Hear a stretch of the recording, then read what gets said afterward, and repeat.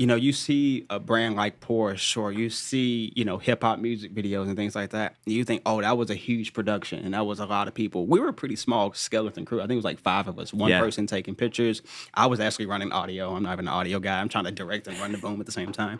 And 2 camera people. And I edited it all at my house, right? We don't have a big production studio. We didn't have any type of crazy equipment. We shot it on the Ursa. We own it. We didn't have to rent anything.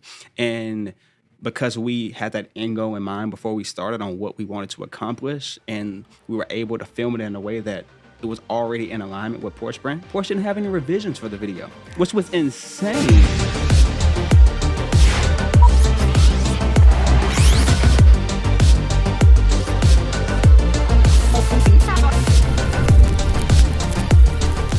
What is going on, Rough Cut Club listeners? We are back today with a really special episode. I have a good friend of mine, a long-term client, colleague, friend, filmmaker in crime partner with us today. His name is Mr. Micah Autry, and he is a production company owner, director, producer, marketer, public speaker, entrepreneur, financial literacy extraordinaire, and I'm sure other editor, and I'm sure I'm missing some of the things, but this guy is Chat GPT user. User, for GPT sure. User. AI user all day. So welcome to the show, Micah. Appreciate it, man. Thank you guys for having me. I'm looking forward to jumping into it. Absolutely, man. Well, thank you for taking some time just to be with us and the listeners today so we can dive into your story and journey as a filmmaker. And kind of get into a little bit about who you are, man. Yeah, let's do it. So take me back to the very beginning. Your journey, your intro to filmmaking, like take me back to day one. When was the camera first put in your hands, the interest? Give me all of that.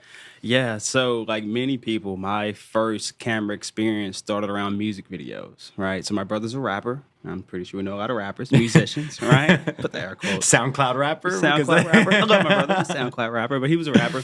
And so I'm a little bro. They're going out there, and this is right around 2011. DSLRs are coming to the game. They're doing video now. You put a prime lens on it, you think, oh my God, this is amazing quality, right? Like we're shooting on Reds. No, it's a 5100 DSLR. Yeah. But anyway, so they got a DSLR. I'm little bro. I'm just trying to hang out, and they're like, hold this camera. And so I'm like, okay, cool. I want to like move a little bit, do some things. And they quickly realize like, hey, little brother is better than we are at holding the camera. But then I realized something super cool. So I see my brother posting on Twitter. It's the Twitter days. He's posting on Twitter. It's still the Twitter days, baby. It's the Twitter days. He's posting on Twitter. He's posting on YouTube.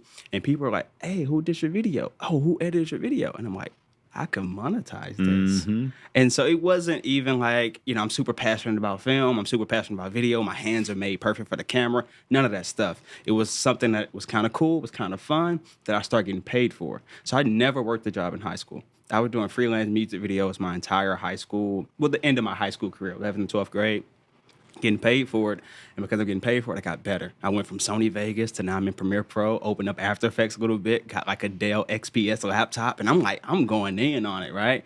30, 40 music videos while I'm in high school still. So 30, 40. Such a head start on the competition, It was a lot. man. It was a lot. Awesome. So that's kind of how I started, just hanging out with big bro. Here's a camera. I was like, I can make some money off this, and let's go. That's so awesome, man. So fast forward to today. Yeah. Tell me a little bit about what your business looks like today, what you're doing as a filmmaker, and just, in today's day. Yeah, so I'm a co-founder of Aume Media. We're a full-fledged production company focused on filmmaking, video, photography, graphic design, etc. And so today my role is really producer, kind of client acquisition, as I get the clients in the door, because if you don't have clients, you don't have a business, right? So I have people who are much better than me at editing, much better than me at filmmaking, and holding the camera, taking pictures, et cetera, et cetera. But if they don't have work, we don't have clients, we don't have a business. So I started that business while at UNT still, while in college, and we just kind of took it from there. That's awesome, man. I just want to jump in because I love that it started with entrepreneurship, and it's a very similar story to me. And it's like, and what you said too, if you don't have clients, you don't have work, you don't have a business, and it's so true. Somebody's got to do it, man. And that's awesome to see that you put in the work and the sweat with the camera, and then it's like, oh, now I'm going to grow this bigger. Yeah, and I think a lot of times, even as entrepreneurs, we try to find the void in the market. Okay, for example, live streaming during the pandemic, during Corona, I quickly was like, okay, we can't go out there and film weddings anymore. We can't go do this. So I went and like bought like livestreamingnorthtexas.com and just, hey, we're a full-fledged live streaming thing. We had like one transcoder, right? We didn't have anything else, but now we're trying to buy ATM switcher and stuff because we filled that void. Well, I quickly realized in business, you have to fill that void in your own business, right? No one's there to do the invoicing and the contract at first. No one's there to do the cold calling and the emailing. And so you figure out where your business is deficient at. You can't hire at first. You ain't got no money to hire people, right? So you have to fill that void. Once you fill that void, you start to build an infrastructure. Then you can hire where you're deficient. But I started to fill the voids in my business like I would for my clients, and that's kind of how I became the producer, client acquisitionist. Man, this brings me to something that I have realized in the later half of my career, but as a production company owner, someone who's trying to grow the business, and also just watching Shane as well and his evolution as a business owner, it's interesting because as you run a production company, as you own the business, the more that you grow and scale, the more it takes you out of the craft that you initially got into the business for. Absolutely. And it's one of those things that, we did an episode talking about like who's right to own a production company, because it works better for some people to be an independent, filmmaker and not run a company, because it actually, though you're in the middle of the business, it kind of pulls you out of the craft that you fell in love with, from the start. Yeah. So like, how has that process been for you, that as you, move more into client acquisition and focusing on growing the business? Yeah. How has, because it takes you out of the day-to-day shooting and editing, when you're running a company. So how has that process looked like for you? Yeah, I had a client of mine early on, it's like 2016, 2017. We'd been in business maybe 2 years, and he was like, do what you do best and outsource the rest. And I'm like, no, I still want to do everything. And how I end up getting to the point of being a producer, being a client acquisitionist was pretty much out of survival, right? My business partners, they were better at, editing, were better at After Effects, or better at even the finances. I don't do the taxes, right? So Jessica was better at the taxes. But for me, I was like, if we don't have clients coming through the door, we don't eat. And so I really took upon that eat what you kill mentality, because that's the only way we were going to be able to survive as a business, right? However, I still tried to hold on to things, right? And up until maybe the last year and a half, 2 years, it just complete burnout, right? Now, I don't know if you all can speak to that, to where you're evolving into this, president, CEO type of your business, but you're still trying to be a shooter, still trying to be an editor, still trying to be a producer, still trying to direct and produce on a single film set. You can't. Right? Or at least I've chosen not to. I don't want to say you can't. I've chose not to, because I've learned that I'm not going to be able to get the best possible result for my client, for my team, whatever, if I'm trying to do too much. So I would like to say I gave up control and delegated because it was the best thing to do when I had this aha moment. But a lot of it was because my hands were full and I just started dropping stuff. Right? And then you learn as you go. Bro, that's so good. I feel like from just the outside, y'all have run a very similar race in that just Shane focuses so much on the client acquisition piece and just growing the company and everything. Still is with the juggling. same person. Yeah, literally. I'm gonna just say this is my favorite episode. Micah is singing every song that I love to hear, and I'm just like, dude, yes, yeah, we got to get a beer or something after this game and just cry together a little bit, and then celebrate. Celebrate too. Absolutely. I was gonna say misery loves company, and Shane has never felt more at home. and I think it's just something that they can't teach you that in school. I just went back and did a freelance entrepreneurial workshop at UNT, and I'm there for 90 minutes just trying to give as much of my soul as possible, but you can't know until you know. And I've had an hour-long conversation with him, and I'm like, okay, right? Yeah. And so it's just I don't want to say jaded by media production entrepreneurship, but you've been calloused by it, right? Because you've been through so much stuff, and I think that's kind of where we, see eye to eye, if you will. Yeah. I gotta throw in a random question here, because this is something I feel like as I explore new business outlets and avenues, something that I've realized with talking with my wife, and I was like, what's so hard about media production is that the product that we sell is always custom every time. It's not a product. It's not a Rinse piece of and repeat, merchandise, yeah. rinse and repeat. Like, we have systems and processes, right? That's what makes mine and your life easier. But every project is custom. Even if it's a music video, it's still going to be customized for the individual, for the ROI, for the client. And so, with that, like, how do you deal with the customization of every single project? Like, what is that like? And maybe there's some systems and processes that you've like kind of developed that's helped you get through that. Yeah, I'm still learning. That's going to be my answer Right. to a lot of these things. Same. I would say two things about pre-corona, so maybe 2018 or so. I wasn't thinking that every project is customized. I was actually thinking about going to almost like a franchise model. I can't think of the wedding photography company. It's something street, and they have all of these contractors that they send out there with a shot list, and they just say, hey, get this, right? And they charge $1,500 a wedding. It's not about making it beautiful. It's about getting it done. And I think that's a scalable solution, and you can actually make quite a bit of money if that's your niche, if that's what you want to do.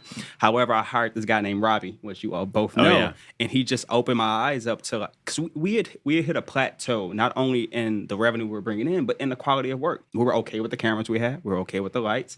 The clients never been like, oh, that's not 6K. I've never heard a client say that. So you can plateau really quick with your quality. And then Robbie was like, no, we need to improve. We need to improve. And we're constantly improving. With that improvement, it becomes very custom for everything that you do. And for me, what we're in the midst of is it's really hard to go horizontal and keep it custom unless you just try to scale to the Richards group and have, 1,000 employees that can actually customize everything. I think you have to go up. Right? You got to be able to get agencies or large companies that can pay you a dollar amount that can sustain you and your company off of one project at a time. So you have to just market up, right? And what I've learned, and you all know this too, that those clients are probably better clients per se than going out anyway. So that's what we're trying to do, is go up in our marketing, but where are they at? If you know what those clients are, let's go find them together, right? You take that one, I'll take that one. Right? We just pass them back and forth, right? So that's kind of what we're dealing with. Yeah, that's great, man. It's the art versus business struggle, and that's a great explanation. It's so true because, like we even have product lines that were like, yeah, this is a rinse and repeat. Even wedding films, yes, they're all customized, but we kind of had, like, this is our structure and our process, and if the client fits into it, that's great. And of course, we'll customize it to you. But it was very easy to like make processes for that entire journey for the client. Yeah. But then you're talking about like the difference between a music video to a commercial project, and you're right, like. Retainers are great, right? You can develop like kind of this box company, and we have kind of a product that does that, where we're like, hey, we can spit out a lot of content for you, add a lot of value to your socials, to your direct marketing, to your website platforms. Yeah. But I'm with you. I'm like, if you go higher up the chain, you go with the bigger companies. They stop asking. They stop worrying about budget. Like that word goes out the window, and then you can really spend the time, your hours as an artist and a entrepreneur, really building out that custom project. So, gosh. So, are you guys still doing retainers, like retainer clients? So we still offer that product where we say a certain amount of content for a certain amount of dollars for the month, right? Sure. And we ran that model probably pretty well last year. And now I think the climate in the industry has changed, even with what industry we were going after. Sure. And so we're doing more one-off a la carte, and we're kind of trying to corral them back into a retainer. We're like, look, you can save money, we can scale and provide security for our employees with a little contract in place, right? And that helps everybody scale, and keeps it consistent for them. Because then they're like, well, we still want the same turnaround. So we're like, I can't promise you that if you're not a retainer. Gotcha. Yeah. Makes sense. But I don't want to ask too many questions. No, I know you want to ask some questions, but I asked that because a lot of people will ask me about retainers, and I shy away from doing retainers because of my mindset. I'm an entrepreneur. I work with people. I don't work for people. And I felt that the retainer clients that we have and that we've gotten in our previous experiences, it really became a you work for me mentality, especially when you've been on retainer for 2 years. Hey, I'm giving you $6,000 a month for 2 years, they think you work for them. And I'm Right. like, hey, I still have other clients to fulfill. And one thing that I've learned as an entrepreneur, I can't let one client disrupt the fulfillment of another client, right? And I felt like sometimes the retainers were getting that way because you get a little more lax on your scheduling. Oh, can you come out right now? Or, oh, can you make this tweak, make this edit? It felt like, hey, we were in their business instead of being a separate business. So I typically shy away with them. However, you said something very interesting. You were saying you give a certain amount of deliverables for a certain price and you have a contract in place. I think if you have those 3 elements, the retainer world can be your friend. I just personally I like the one-offs a little bit better. I have a start date and an end date because that end date is really important to me. Yeah, So, right. You hit two things on the head, though. Like, it's so true. I think people are looking for an affordable option to bring in a media department into their company without paying the full salary and FICA and everything else that goes into benefits it. and all that stuff. Right? Yeah. Then they're like, Micah, Shane, you can handle our entire, and that's part of our sales pitch is like, look, you get a whole company at the cost of one or two like super qualified employees, and you don't have to deal with FICA and onboarding and everything. We handle it all, right? Yeah. But the only way that we've kept our sanity with it is by scaling quickly and bringing on more people because, you can't let it was getting in the way of other clients, right? It's like, oh, we've got this huge, broadcast commercial, but we also have to pump out these like 30 pieces of social content for this client. And like you said, last minute request, and you want to fulfill because you do feel an extension. But yeah, that's a great point, man. The end date is such a nice thing to go. I like that's a completion. Yeah, it's done. It feels good. You hit something. You hit a sore spot where you talk about work getting in the way of work. Like we're working on this Porsche video, but this 30-second video that we have to do is getting in the way of the Porsche video, and I don't know how to balance that. That's something that we're figuring out. Work getting in the way of work, but I think what we're trying to do again to that vertical selling going up. That way, hey, we can compartmentalize and have these custom projects, and they're not getting in the way of each other. It's what we're trying to do now. Yeah.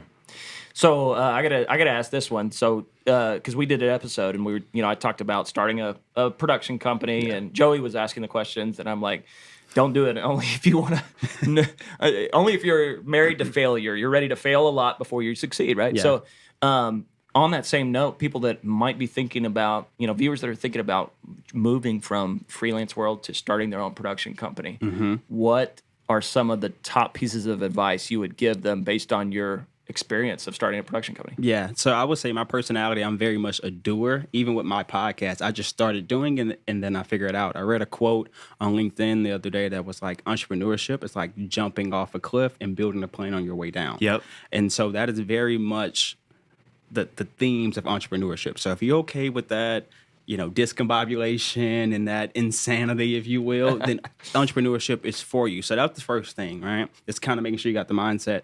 The second thing is making sure you have a game plan and knowing what you want. For me, wealth was a big part of it. And then as you get more and more into media, you start to see, okay, well, wealth maybe not is the biggest part of media entrepreneurship. Maybe you could have done law or real estate or something like that. So understanding why you got into the media entrepreneurship space in general. If you're passionate about your craft, let's do it, right? But if you're saying like, hey, I want wealth or I want this, I want that, you got to make sure that those are lining up before you dump all the way in. And then I would also say, for me personally, it was understanding where I was deficient. And then once I was able to hire and get teammates and get people who are better than me, build that team out because you can't go very far. The quote, I have quotes. I'm a quote guy. I like to read. It was like, if you want to go fast, go by yourself. If you want to go far, go with someone. Yes. Right? So I think that's the biggest thing with entrepreneurship. Get the right people on the bus, and then you guys can go very far. Beautiful. I know. Said it so well, man. You touched on something too that I want to even just go back and visit, which is like going, vertically instead of horizontally. There's a quote, and I'm going to paraphrase it, but it's like you can either go a mile wide and 1 inch deep, or you can go 1 inch wide and a mile deep, or something to that effect. Sure. Where it's like it's better to, whether it's with your clients, with your staff, the projects that you do, like go deeper with what you're doing on just like a production company level, like with your team, investing more into a couple of your key people and just growing them into someone that can really help run the business, shoot, edit, produce, direct, whatever, provides so much more value than having 1,000 people that can just get the job done. And so I definitely fell victim to 1,000 people that can just get the job done, because when we first started our business, it was necessary to pay rent. Right. Didn't come from a wealthy background at all. When I started my freelance journey in college, it was out of necessity. Right. My mom had to retire. My grandmother had to retire. Like, I had to pay rent. And so that $12,000 I made that first year of freelancing literally sustained my rent, paid my car note, and was able to feed myself at a campus park apartment. Right. So if it wasn't for me doing jobs a mile wide, an inch deep, I was filming this ballet recital, I was filming this music video, I was filming this how-to video. If it wasn't for that, I wouldn't have been able to live. However, as you be able to build an infrastructure, you get the systems in place, you build some working capital, you can be more selective with your gigs. And that way you work on the things you want to work on. And it's easier from a mentality perspective to go deeper into that gig.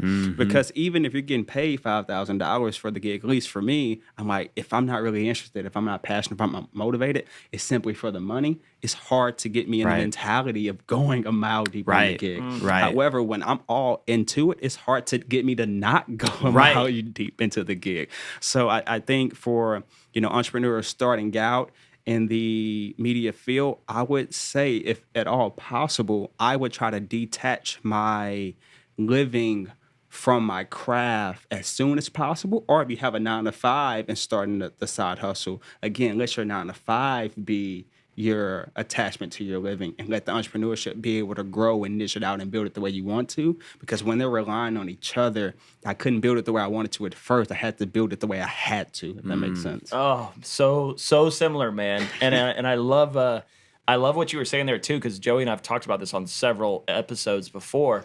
Some of my favorite projects, the projects that I don't get paid any money for.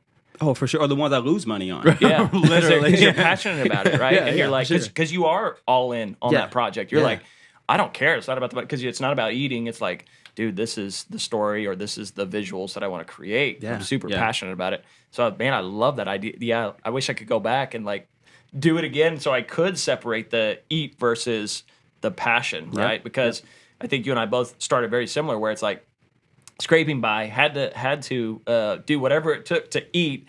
And I mean, I accumulated a ton of debt at the beginning. You're buying new gear. I didn't know what I was doing. Taxes, didn't know how to do taxes properly. There was a lot of issues. Let's not talk about taxes. Yeah, it's a sore subject. I know it's April right now. It's a hard time. April and October. Let's not talk about taxes.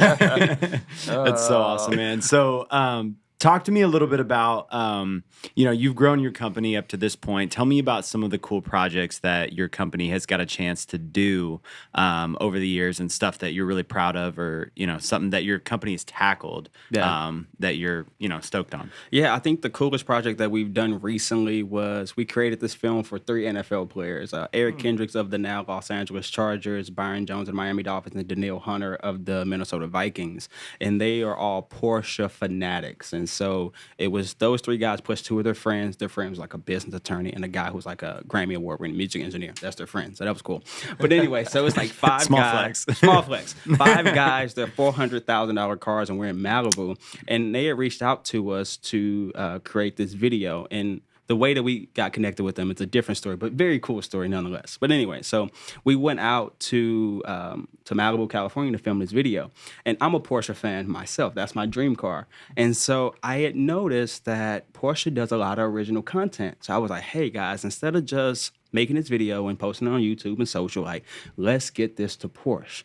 So Porsche didn't sanction this. They didn't call us. They didn't do anything. But we went out there, all our own money. Took us like 10 grand to get out there, hotels, rental, camera cars, permits, all that nonsense, right? Like 10 grand out of our pockets to put this on. And so we created this 6-7 minute piece. And I'm like, my goal is to get it on the Porsche YouTube page and on their social media. So I'm studying, I'm looking at the type of music that they have, the type of commentary. I'm doing all of this stuff to study the Porsche brand, the theme, the ethos, without actually talking to anyone in Porsche. Wow. So we create this video, we finish it up, and then I went on good old LinkedIn because that's where all the business deals are made. I go on LinkedIn, and at this point, we have done all the video production stuff. I'm no longer a video production person. I'm a entrepreneur, businessman, media representative at that point. And so I go on LinkedIn, I reach out to different individuals who are creatives who have worked with Porsche. I didn't try to hit up anyone at Porsche. I didn't look at the marketer at Porsche. I'm looking up this contract producer who had produced a film for Porsche, et cetera, et cetera. Found a guy all the way in Austria who had did a video shoot for Porsche in Austin.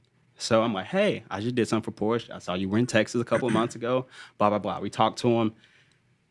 He's like, okay, I can give you a connect. He gives us a connect.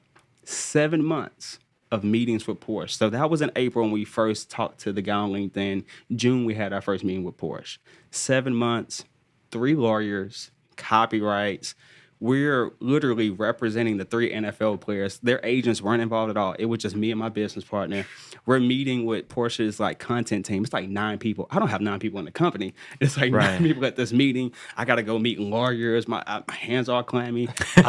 You're making me sweat over here just hearing the story. But anyway, we were set to release it in September, the beginning of NFL season. We got the first contract. We didn't like it. Had to go through revisions of the contract. It didn't get released to November of last year after going through all these revisions. But anyway, super cool project. It's on Porsche's YouTube page now. We went out on all of their global channels on Thanksgiving. Right, all of the content, all the pictures that we took, all the videos that we edited, and so we got some. Hopefully, fingers crossed, knock on wood, we got some more stuff in the pipeline to be able to work with Porsche. But what was really cool about that project was that was the first time for me that I created a piece of content with my team that we went out there and pitched to a brand, pitched to a distribution outlet, and was successful in our pitch. And so I thought that was pretty epic. That's awesome. It sounds almost like a feature film or an episode series because you you did the research, you did the work, you packaged it, and, you do the deal. Yeah. And that's awesome, man. Congrats. Thank you. Yeah, I definitely want to check this out. We'll put a link in. It's public now, right? Yeah. We'll put a link in the show notes. Yeah, we'll put it in YouTube in the show notes as well for the audio version, so you guys can check out the Porsche video. Yeah, man, I think that is just so cool and inspiring, even for myself, just to hear, because I grew up a big hip hop fan and come from that world, and I've heard so many stories of like the J. Cole's waiting outside in the rain just to get an opportunity to talk with Jay-Z, or the Big Sean's, like traveling just to get a chance with Kanye, and it's like associating that back to filmmaking where it's like you go out, you pitch the product, you make the product, and you go out with the hope that you get an opportunity to sell it, to put it out and show it and whatnot. Yeah. And it's such a cool thing that I feel like doesn't happen enough in our industry,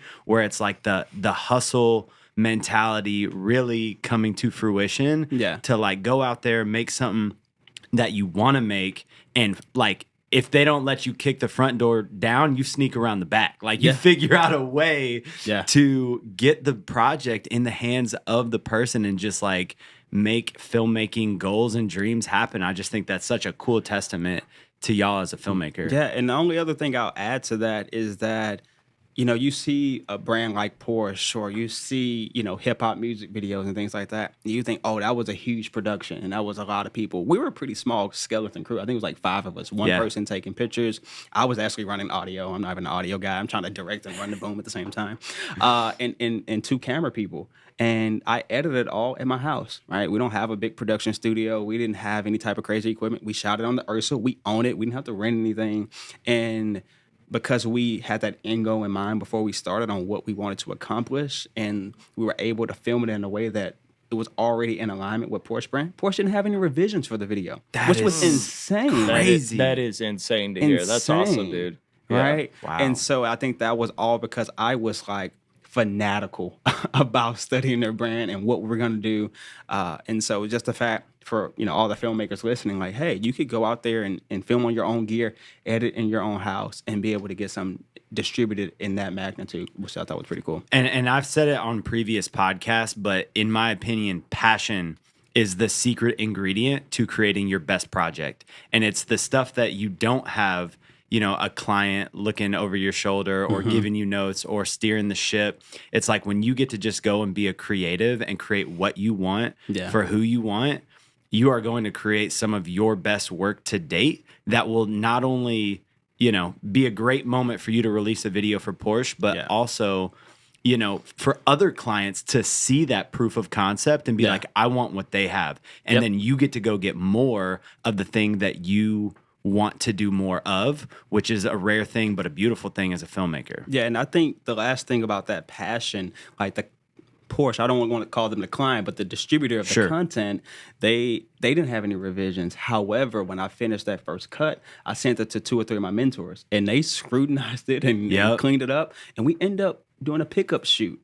Byron Jones was formerly of the Dallas Cowboys, so he had a house here, and I texted him, I was like, hey, Byron, like, are you going to be in town? He's like, I leave tomorrow, but we can film tonight. We literally went to his house over here, like in the Highland Park area, and filmed some additional stuff to help tell the story. And literally, what we filmed at his house that day is like the first 15 to 20 seconds of the video. That's what captivated Porsche. And that was feedback from my video teacher in high school and another mentor that I had from college that was like, it's missing something. We went and did it. With a client, you may begrudgingly get out of your house and go film that night if they ask you to. But when you have that passion behind it and it's something that you're working for yourself, it's easy to go figure out how can we go in there and film this right quick. I remember when I was getting started in the industry, actually, it was the video that connected you and I together at the UNT Film Festival back like 6 years ago or whatnot. So I made this music video, and it's it's cool for what it was, like a 6-year-old video that I was a film student. It won the film festival, which was tight. Nice. But we shot this music video at the fair.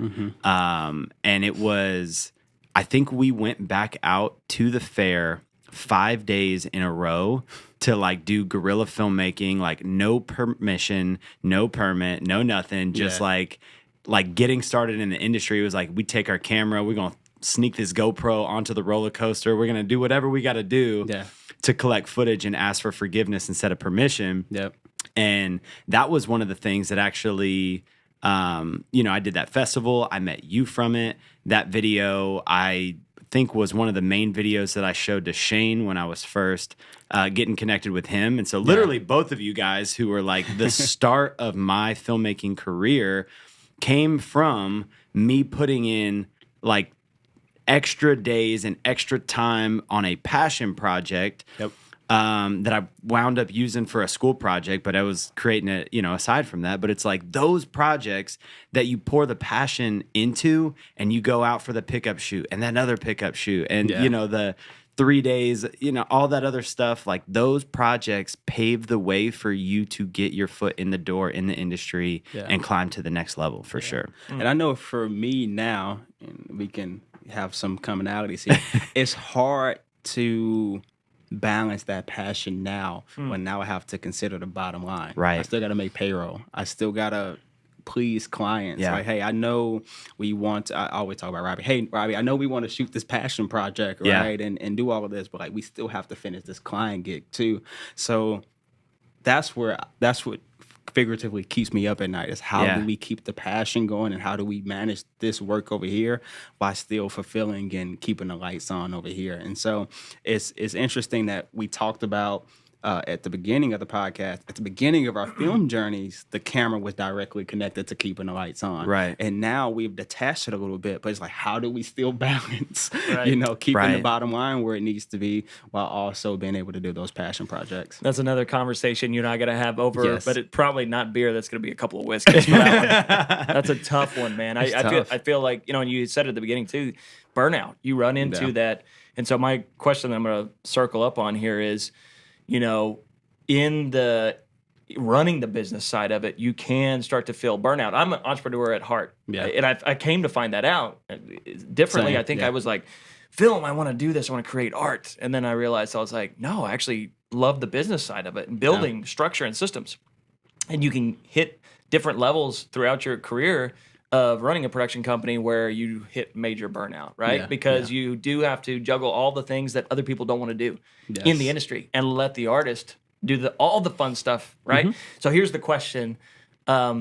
if you could pick like one thing you could do on the art side, because I know you're an entrepreneur as well, so you do enjoy the business side of it. For sure. But the art side, like, what is your favorite thing if you were like, oh, we're going to do this project and this is the position that I would want to do on it? Is it directing? Is it producing? Is it camera? Is it, you said audio, is it the thing? So what is that thing that you enjoy the most? So my top two would be producing and editing. I'm going to pick editing because I get to touch it last. So it's interesting. Like, I didn't touch the camera at all on the Porsche thing. I did a little bit of audio. Didn't really talk to the players too much. I actually got lost from the convoy. So Robbie was directing via the walkie-talkie because I got lost in the other car.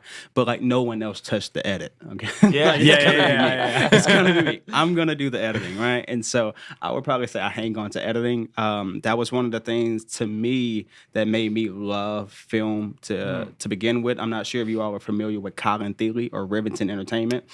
I'm familiar with both. Okay. I didn't know it was pronounced that. I thought it was Colin Tilly. Colin Thiele. I'm Texan. I can't talk. Colin that H-Town accent, baby. Colin Thiele. He's the music video goat for sure. Like before Cole Bennett. Like it was Colin Thiele, right? Oh, yeah. And in Rivington Entertainment with Andrew Listerman. Shout out to those guys. They're amazing. They laid the foundation for music videos today 100%. 100%. Like one of the people on like my vision board to meet is Andrew Listerman, the producer of Rivington Entertainment, because he's awesome. But anyway, it was the editing of those videos. I remember watching Chris Brown Look at Me Now with Lil Wayne and Busta Rhymes, and I'm like, they got lightning strikes in the background. And like they're chopping to the beat, and I'm like, I want to do that. I wasn't thinking about lighting or ISO or cameras. I was like, because obviously when you first start out, your footage is crappy anyway. But I'm like, this edit's going to be fire, right? It's barely in focus because I don't know how to close my 1.8 prime lens. It's barely in focus, but like it's going to be chopped to the beat. It's going to be fire, right? And so I still like that hey, I can go and take this footage and edit. So like we had film gigs today. I didn't go to those film gigs, right? But what did I do when I woke up this morning? I still edit a project a little bit because that's what keeps me attached to it a little bit. That's sick, awesome. Man. That's the art side of it too, man. It's that and the so I love editing from the storytelling standpoint, right? Because you do have that creative control. You're like, you shot it this way. We know where the direction, and producing something and editing, or directing and editing, or at least be involved in the process is super important because you are shaping the end product. Like you are the last person to touch it. And that's where that creativity of storytelling can really come. And then, of course, visual effects and all the other fun stuff, like you said, make it fire, make it really dope and pop. But man, I agree. That's awesome. So editing and producing. Yeah, and I guess I like producing maybe from the entrepreneurial side. Like I don't know how artsy producing is, but we've had some pretty big projects lately, and I give up the directing responsibilities. Let somebody else bring the creative side, but. I guess it's funny. Maybe I'm just a control freak. So editing, right? You control the means of operation at the end. Producing, you control the means of operation in the beginning, right? So I produce, I edit everything in the middle. Not that I don't care, but hey, team, go make it awesome. I got us all here on time, and we have craft services and gaff tape, right? And then at the end, I make sure that the length of the time of the video is perfect and it gets distributed appropriately. I got the front, I got the end, everything else, they can have it. And the most important thing there is that it work for Aume Productions and Micah, because he said craft services, and that's super important. That's a producer that cares people and gaff tape. Like that's important. Necessary. Good producing. Yeah. And it's funny because I bring up craft service because like me and Chris and Jessica, the business partners, the owner of the company, we will make it our priority. If we need to go pick up Chick-fil-A, we will. And I like to say I had a presentation 2 weeks ago, and I said I have a moving production line, right? For our film people, we know, hey, people that are above the line, below the line. I will move the production line based upon what's needed at the moment. All right, yeah, I can be producing or directing, but like if we don't have any food, that becomes equally as important as anything else on set, right? And so if I need to go put the order in on my phone, I will move that production line and jump underneath it to go order the food or to do whatever we need to. Christian used to cut hair, so he'll hop in and fix somebody's hair if he needs to, right? Nice. Even though he's not So the MUA, but you got to have that moving production line because whatever is needed in that moment is what's most important, in my opinion. Preach, I believe it. And the short film that we did in-house as a passion project, I was the executive producer, kind of helped all of it come together, even with the vision of doing like 4 shorts. But on that day, Like, one, I didn't get to do any of like the creative stuff, but I was craft services, man. I was catering, you know, because nobody was there doing it. And I'm like, let's go. Chef Shane in the house, man. Do it. And I had a blast doing it, man. I'm like, everybody loves crafty and catering. Yeah. It's great. That's awesome, man. Going back, one of the conversations real quick, there was something that y'all were talking on that I wanted to add something to. And it's just talking about doing the gigs that you want to do with passion, right? There's a phrase called art for art's sake. And that's something that lately has really challenged me, because the thing that got us into this whole industry is the love of the art, right? But as you grow a production company, as you grow in your craft, and the bottom line becomes the most important thing, how do you right now make art for art's sake a priority, or do you at all? Yeah, I wouldn't say I make art for art's sake a priority. I tailor the art to fit the business, and I tailor the business to fit the art. I give you a really good example. Last week, we did a 30-second TV ad. They're going to put on Hulu, Comcast, all that stuff, for an audiology company, basically a doctor's office. Nothing very fancy about that. But I was able to get more resources and more budget from the client. So instead of just having 3 of us go out there, do a talking head video, something super simple, we can put together a nice script, a nice commercial, right? We can have 6 or 7 people. We can have a gaffer out there. We can have an audio guy. We can make that 30-second TV commercial feel like a little short film. And, I'm like, hey, Robbie, Christian, how'd the gig go? Oh, I loved it. That was fun. And they just said that about an audiology commercial, right? And so I'm just going to, as much as I can, I will tailor the art to fit the business and vice versa. So that's been my biggest thing, is when we get the most mundane projects, I'm like, how can we make this cool? I'll give you one more example. We just did the conference in Atlanta, the Black Sports Business Symposium. And so we have camera guys at 5 or 6 different stages. We're going around just getting B-roll and, conference stuff, right? However, I pitched to the client, can we do 2 documentaries over attendees, right? So we went there a couple of days earlier. We saw them coming from the airport. We actually went to the college of one of the attendees that was an hour and a half away and got to film him in class. And he comes to the conference. And we're still selling and promoting the conference and the brand, but now we're telling the story. We're doing a documentary over this. So not only is the client happy because they have some longer form content that they can post and chop up, my team is happy because we didn't do a conference video. We did a mini documentary at the conference, right? And so that's how I'm kind of how I'm playing it right now. Yes, I love that, man. Yeah, I love that too, man. Make content dope again. I love it. It's so good. There's the hat right make there. Content dope Hey, again. there's the Rough Cut Club merch right there. Let's get it on a hat. Yeah. That's fire. So talk to me a little bit about, I know you've directed a lot in the past, and like even now, like with the Porsche video and some of the projects, you're still directing. What is, I guess the question is, like, how much are you directing now? How much are you pursuing directing? Like, is it on an as-needed basis? What does you as a director look like? Yeah, so me, it's funny because, like, I think my social media is still, like, director Micah Autry, even though I don't really direct anything anymore, right? I'm more producer Micah Autry, and I changed it on my LinkedIn to producer. I still love the art. I still love the creative side. I've just seen that I can find really awesome directors. The Texas Women's Foundation, right? We just did a project for a documentary short where we had reenactments. I was able to find an awesome director for those, right? But I kept the producing hat. So right now I'm producer Micah Autry as opposed to directing. I do want to get back into directing a little bit. I have a couple short film passion project ideas that I want to work on, but we're grooming some producers, right? So on the Texas Women Foundation video that we just did, I had this intern line producer, right? And so she's on Pure Space looking at locations and trying to find actors on backstage and stuff like that, just kind of grooming her a little bit. That way, when it is a passion project that I want to jump back into the director's seat, I have someone that I can trust that can be me when it comes to producing. That's awesome, man.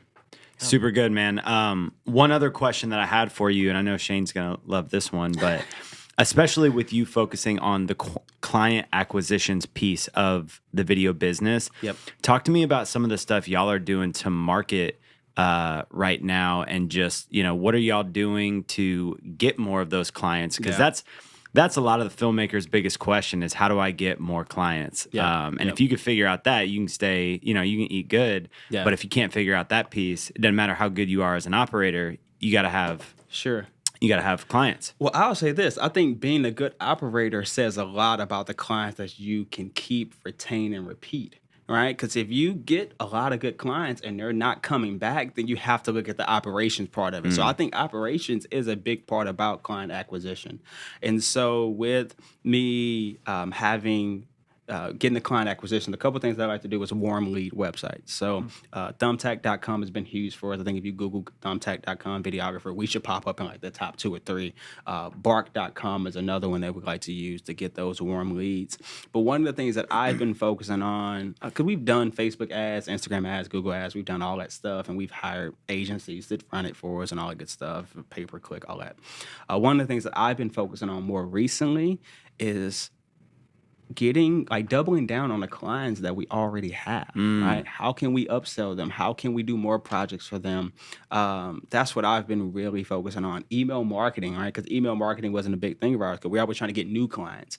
But sending out those email newsletters, you stay top of mind on your current clients. And I haven't talked to Mike in a while. Let's hit them up and do something, right?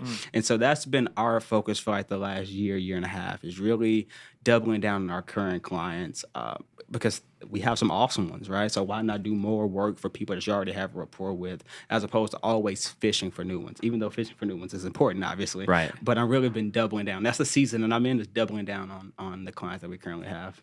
I love that. Yeah, it goes back to that custom client. If it's a new client, it's like I gotta teach you the processes and systems for us to work together. You know, so if you've done projects with them, it's a somewhat of a rinse and repeat. You have a working relationship. So I have all your branding standards in the Dropbox already. It's great. Right. Less work. That's right. Less logistics. Yeah, for sure. Yeah. So future casting a little bit. What's on the horizon for you coming up this next year? What are some of your goals? Some of the things that you're working towards right now? Yeah, one of the big goals from a company standpoint is we want to get distribution on a major outlet. So Netflix, Hulu, that type of thing. So we have a couple docu-series and documentary projects that we're working on to take those swings. You're going to go 1 for 1,000 on those things, just the batting average of our industry. So we're just swinging as much as we can, right? And seeing where we can hit one. So that's what we want to do as a company. I've looked at it. Netflix may only give you $50,000, $60,000 for the documentary. It's really not about making money, right? It's about establishing your presence within the industry to say, hey, we have a piece of content on Netflix. So that's where we're headed to from a company standpoint. From a personal standpoint, it's about building content for myself, finally, as you all are doing as well, because you've been so focused on making content for businesses that you forget to make content in your business. And so for me, starting the podcast and doing the public speaking and doing the talking head videos, I'm like, hey, I've been doing and consulting and helping people for years. It's time for me to, be a little selfish and focus on some content for myself. And so that's my goal and what's upcoming for me. It's so hard to practice what we preach, right? When you're telling the clients, you gotta have the email campaigns, you gotta be active on social, the evergreen content, you gotta run some direct ads, you gotta do, and then it's like, oh yeah, we're a media and consulting marketing company, and we need to do those things. We need to do those things too. Right. Yeah. I feel like it's only been the past couple of years that we're actually taking the time to do it ourselves. So that's awesome, man. And tell us about the podcast that you started. Where can we go listen or watch that? Yeah. So the name of the podcast is the Secrets of Silent Success Podcast, and I focus on interviewing minority entrepreneurs in the Dallas-Fort Worth Metroplex, but we have been to Cali and Baltimore interviewing people too that have reached out to us. And it's all about everything in regards to business, the finance, the marketing, a lot of the mindset and just people's story of how they got to where they are. I think that's really cool. I started off just interviewing my clients because I was really intrigued by how they got to where they got to, and it branched out from there. You talked about working on our own business. One little small anecdote. I wake up between 4:30 and 5 every morning. And the first thing I do after checking bank accounts is work on my personal content. It used to be get up, put out fires, and work on other people's content. Right now, I'm not touching my clients' content till about 8 o'clock. I'm working on my content first, whether that's scripts, whether that's editing, whether that's, social, whatever, right? Everything for my content first, because if you don't do your content first, it's just not going to get done. At least for me, like it just doesn't get done. It's the first thing to get bumped, right? It's It the first. is. If you put it off till later, it's always going to be the next day or the next day or next week Yeah. or next month. Yep. Yeah. It's the same thing with working out too. Like if I don't work out first thing in the morning, I'll do it in the afternoon. It just doesn't happen. And so like I have to tackle those big things for me Yep. first in the day, or work will just consume me and they'll get pushed to the back burner. And then like, health, your own personal content, all of that stuff. Like at the end of the day, clients, yes, have to come first in a sense, but you have to be working on you to be sustained to work for them as well. 100%. And there's also a fulfillment aspect, right? Like when you get to feel fulfilled in what you're doing, whether it's on the creative, on the health, on your life stuff, whatever it is, you're going to be a more efficient person when you go and serve your clients as well. 100%, absolutely. And I got to circle back around to the podcast. So can we find that on YouTube, on Apple? Because I'm going to eat this stuff up. Dude. I listen to entrepreneurship and business podcast. That is my jam. I love it. Yeah. Slap it on some bread. I'm going to eat it up. So where can we find it? Yeah, so on Instagram and YouTube at Secrets of Silent Success. The only thing that's a little different is TikTok is Sauce, SOSS podcast. Nice. Awesome. We're going to go check that out. We'll put a link in the YouTube version directly to it, as well as in the show notes for the audio version. Man, so there's 5 questions that we like to ask all of our guests each time. We got 5 questions. We can make them kind of quick, and then we'll wrap this thing up. Yeah. So what is one thing that you would do differently if you could go back and do it all again? Wow, that's a tough one to start off with, man. I'm like, we're going to do this real quick. And Yeah, rapid fire round, and here's the toughest one. Yeah, that's a tough question. I think I would focus on doing the things I like to do. Again, I talked about it earlier, just separating my livelihood from my passion, if I could. So good.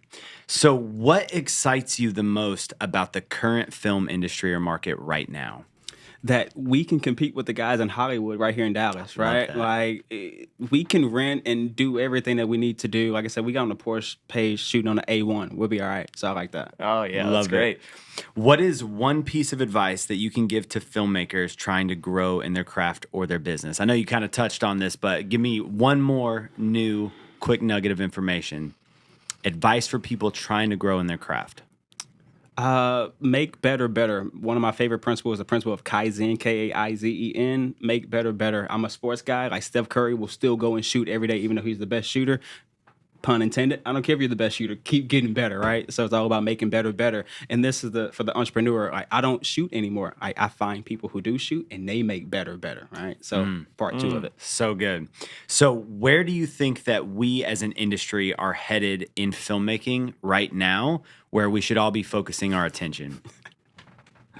AI. AI. AI. Here it is. Go. Here it is. AI. Yeah. Talk to me about AI for a second, because So I use AI on the daily now, right? From Chat GPT, I've written and tweaked scripts from Chat GPT and got it approved by clients. My personal podcast, I cut it with Autopod, and then I put it inside a bunch of captions and finds it. And I just post it because what I've learned about, or what I'm learning about content, consistency is probably your best metric, right? Like you can try, or not try, we can use our brains and our analytics to say, okay, this will work better than the others, but the internet is the true decider and discerner of all. So, hey, just put as much stuff out there, and AI will allow you to do that. So AI is coming, and it's coming quick, and I don't want to get left behind. man, that's so good, because I've talked with many filmmakers right now that are like terrified of AI and like all the auto-generated stuff. And I'm like, dude, these are tools. For sure. Like I, as a filmmaker, am not afraid of my job being in jeopardy because of AI coming out.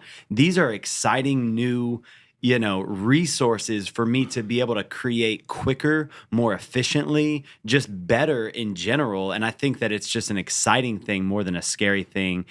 Granted, there are scary components to it, but I am excited to be able to adapt with the current wave of AI coming at us. And the last thing I'll say on that, it's not only adapt, but learn to leverage it, right? You say use it as a tool. I had an older filmmaker was like, people didn't want to go digital. Everybody was like, I still got film, DV tape. You shooting on DV tape still? Right. Right. No, you got SSDs and memory cards, right? So yeah, learn to leverage it or get left behind. So good. Who is one filmmaker that you admire and why? Yeah, I'm going to say Andrew Listerman.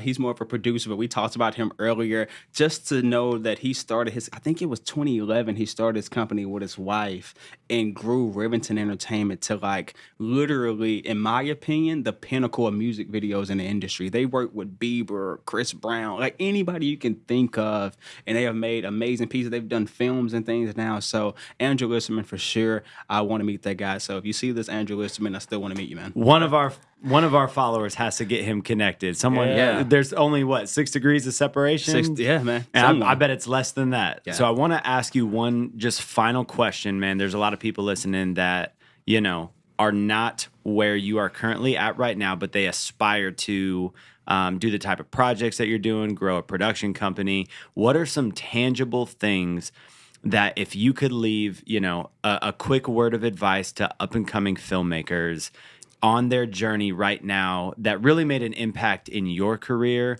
on the come up? And I know we're still all on the come up, but what are some things that really made an impact on you growing as a filmmaker that you can leave our audience? Yeah, so I'm going to be the guy who's going to give you 2 things that have nothing to do with filmmaking. Love it. Because I say this all the time. My clients, you go look at the reviews. We got reviews on Google, on Thumbtack. Maybe 10% talk about the quality of the video, right? Unfortunately or fortunately, we're a dime a dozen. There's people that can make videos better than us, and there's people that can make videos cheaper than us. So it's something else that got to make you stand out, right? So from a personal standpoint, I think the financial literacy is important. You know this. 1 month you'll make $2,000, the next month you'll make $20,000. If you live your life like you're gonna make $20,000, you will sink fast. Right. And so I think that financial literacy part is really important. So for me personally, when we first started our business, 25 cents of every dollar that we made went right back into the business to buy equipment, to pay people, to pay for story blocks or audio jungle or whatever. Right. Then another 10% went to marketing, those Google ads, this, that, third. And then once I did take my money out, we talked about taxes a couple times. Once I did take my money out, right, now I put 10, 20, 30% to taxes, right? Because if you are focusing on keeping the lights on, you're focusing on that money aspect, it's hard to focus on anything else, right? You can't focus on thriving if you're only surviving, right? So you have to get that money situation first. The second thing is what I call soft skills. As I said, we're a dime a dozen. A lot of people, the barrier to entry into our industry is really low now. And cameras, the A7S III is beautiful. We shot on the RE Mini Alexa. The A7S III is beautiful. Yeah. I got 2 FX3s, which are the same camera, and it's... The FX6 is my favorite camera. Man, we put some Cook lenses on those things, and those are great. But anyway, the outside of the barrier to entry is so small. People are really dope, which is awesome, right? And I try to hire or work with a lot of those dope people, collab with those dope people. So what makes you stand out? It's those soft skills. My favorite quote ever is, being an adult is parenting yourself and making you do the things that you don't want to do. You would quickly realize as an entrepreneur, most of the things on your schedule today are things you don't want to do. And you have to be able to make yourself do those things you don't want to do. You have to be able to show up on time, turn in things on time every time. Without that, it doesn't matter. Right? My client doesn't care how cool the drone shot is if they don't get the video on time. And so when it comes to, hey, how to be a successful entrepreneur filmmaker, the money and the soft skills, I think, are the 2 things that got me to where I am. Maybe my video work is subpar, I don't know. But if it is, I think if you deliver it in a nice package and you can, balance yourself over here, you can still go very far. That's great, man. I have always, I don't want to say always, I have realized in the last several years that being successful in this industry is about more than just how good I am as a filmmaker. And oftentimes the experience that the client has far surpasses, the project that they actually got.